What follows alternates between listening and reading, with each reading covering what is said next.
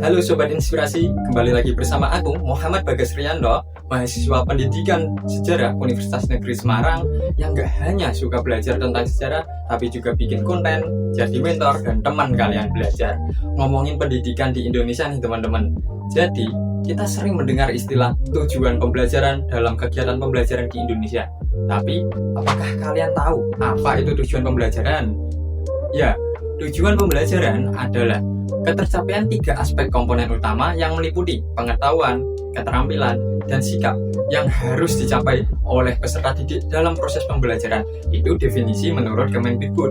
Sedangkan menurut Robert F. Mager 1962, tujuan pembelajaran adalah ketercapaian perilaku yang harus dicapai atau harus dikerjakan oleh peserta didik dalam kondisi dan kompetensi tertentu.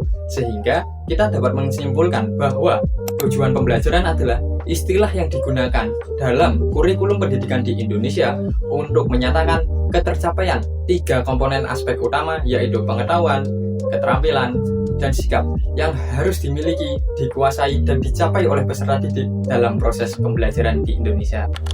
Nah, kira-kira kenapa sih kita harus menyusun tujuan pembelajaran, teman-teman? Jadi gini teman-teman, berdasarkan fungsi dari tujuan pembelajaran dalam kurikulum Merdeka memiliki 3 fungsi. Yang pertama, tujuan pembelajaran menjadi alur dan arah tujuan dalam proses pembelajaran di Indonesia. Kemudian yang kedua, tujuan pembelajaran sebagai bukti akuntabilitas kinerja guru. Dan yang ketiga, tujuan pembelajaran sebagai bukti untuk menciptakan sarana pembelajaran yang lebih menyenangkan. Jadi, 3 aspek ini yang menjadi landasan mengapa kita harus menyusun tujuan pembelajaran.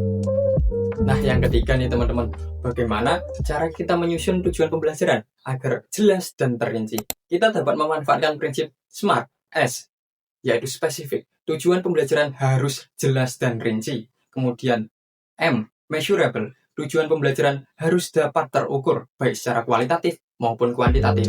Kemudian A, achievable. Tujuan pembelajaran harus dapat dicapai, yaitu realistis sesuai dengan kemampuan peserta didik. Kemudian R, relevan. Tujuan pembelajaran harus memiliki keterkaitan kontekstual pembelajaran dengan peserta didik. Dan yang terakhir yaitu time bound atau batas waktu.